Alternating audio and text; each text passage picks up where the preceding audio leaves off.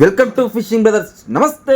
ఇప్పుడు మనం చేపలు పట్టబోయే లొకేషన్ మా ఇంటి దగ్గరలోనే. ఈ వాగం చూసుకుంటా బండి మీద చనసాలు పోయినా దీంట్లో ఏం చేపలు ఉంటాయో అని గాలం కూడా ఎప్పుడు వేయలే. అమ్మ మేము చేసిన తప్పిదే. చేపలు మొత్తం ఈ గుంటలోనే అంబాడుతున్నాయి. ఇక చేపలేంది వాటిని ఎట్లా పడతామో మీకు కూడా చూపిస్తా. నేను ఎప్పుడు చేపలు పోయినా పిండితో చేపలు పట్టేది. ఇక మా వాళ్ళు ఎర్రలతో చేపలు పడుతుంటే వెనక నుంచి వీడియో తీసుకునేది. కానీ ఫస్ట్ టైం నా చేతులతో ఎర్రనెక్కించి చేపలు పట్టబోతున్నా. ఒకవేళ ఎర్రతో చేపలు పడితే ఇంటి దగ్గర సాయంత్రం అన్నం కూడా తిన్నాం. ఇట్లా ఎంత మంది కనిపిస్తుందో కింద కామెంట్ చేయండి. ఇక చాప ఏం పడుతుందో మీరు కూడా చూడండి. మామా ఏంది మా పామైంది